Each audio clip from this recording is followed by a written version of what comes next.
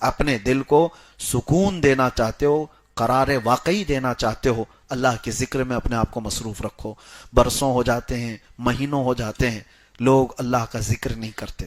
ذکر کی کئی قسمیں ہیں، ذکر باللسان یعنی زبان سے، ذکر بالجوارح اعضاء سے بھی اللہ کا ذکر کرتا ہے آدمی، اور عبادت کے ذریعے سے بھی اللہ کا ذکر کرتا ہے، قلب سے بھی اپنے اللہ کا ذکر کرتا ہے۔ ذکر کے کئی طریقے ہیں، اور اللہ نے قرآن میں کیا فرمایا؟ فَاذْكُرُونِي اذکرکم، تم میرا ذکر کرو میں تمہیں یاد کروں گا۔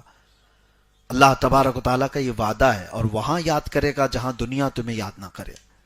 تمہاری قبر میں کوئی تمہیں پوچھنے والا نہیں، لیکن اللہ تبارک و تعالیٰ تمہیں وہاں پر یاد فرمائے گا۔ تو یہ ذکر کے بغیر مردہ ہے آدمی، اور ایسی ہی سمجھ لو ہماری روح بیمار ہوتی چلی جاتی ہے۔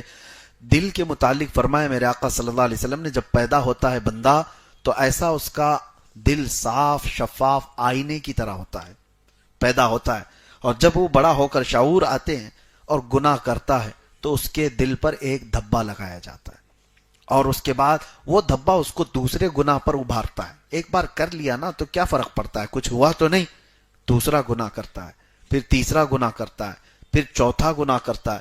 یہ گناہ اس کو اور آگے پش کرتے جاتے ہیں کہ پہلا والا گناہ اس کو تقویت دیتا ہے، سپورٹ کرتا ہے، کچھ ہوتا نہیں ہے، ایک بار جھوٹ بولنے سے کچھ ہوا تو نہیں، بچہ شروعات یہاں سے کرتا ہے، چوری کر کے بھی دیکھ لیا کوئی پکڑا نہیں، اور دوسری کر لو، دوسری کے بعد تیسری، تیسری کے بعد بڑی، یہ چلتا رہے گا۔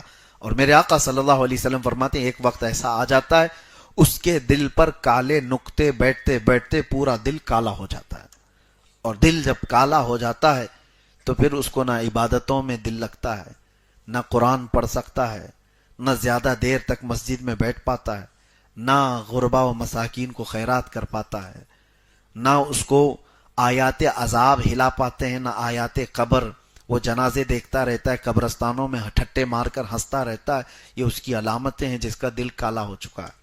اسے نہ مردے کچھ الجھات پاتے ہیں، نہ قبروں کی زندگیاں اسے واض و نصیحت کرتی ہیں۔ دل جب سیاہ ہو جائے تو یہ بہت سخت ہے، اور اس کے بعد کہا گیا نہایت جب دل سخت ہو جاتا ہے تو اس بندے کے متعلق کوئی بھروسہ نہیں کہ وہ کہاں تک گناہ کر سکتا ہے۔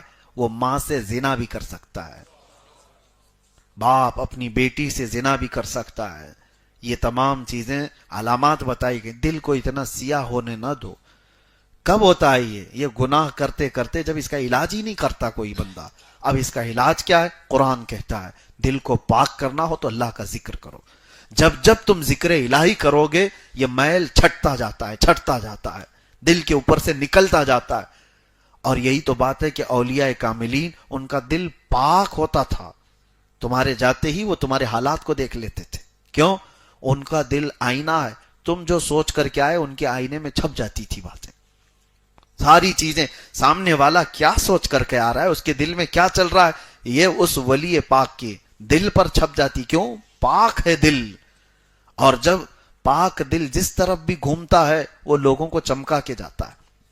مولانا روم رحمت اللہ علیہ فرماتے شیشے کا ایک ٹکڑا دن کے وقت لے لو اور اس کو دیواروں پہ جس طرف بھی سورج کو دکھا کر کے اجالا کرو گے تو دیواروں پر بھی یہ شیشے کی روشنی جائے گی کہ نہیں جائے گی؟ حالانکہ وہ لائٹ نہیں ہے، اس میں بیٹری نہیں ہے، لیکن دھوپ کی وجہ سے تمہارے ہاتھ کا شیشہ چمکتا ہے۔ جدھر بھی تم کرو گے، دیوار پہ، کسی کے منہ پہ، کہیں پر بھی، بچپن میں ہم کھیلتے تھے تو یہ شیشے کی روشنی ریفلیکٹ ہوتی ہے اور دوسری جگہ جا کر کے پڑتی ہے۔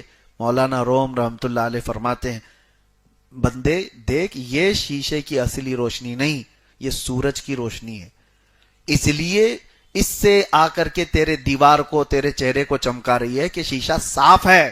وہی تو کوئلہ لے کر کھڑا ہو جا اور سورج کی روشنی اس پر جتنی بھی پڑے تو جدھر بھی گھما کوئی روشنی نہیں ہوگی۔ شیشے کے ذریعے سے سب جگہ تو روشن کرتا ہے۔ یہی اولیاء اکرام کی مثال ہے کہ ان کا دل پاک ہوتا ہے تو آفتاب رسالت سے سیدھے روشنی پڑتی ہے۔ میرے آقا صلی اللہ تعالی علیہ وسلم کے نور کی سیدھے روشنی ان کے دل پر پڑتی ہے، اور پھر وہ جس طرف بھی رخ کرتے ہیں ہزاروں کو چمکا کر کے چلے جاتے ہیں۔ اولیاء کاملین کا دل پاک ہوتا ہے تو ان کی روشنیاں دوسروں پر پڑتی ہیں، لیکن اگر سامنے والا کے بھی دل پاک ہو جائے تو پھر یہ روشنی آگے نور نالا نور نالا نور ہوتی چلی جائے.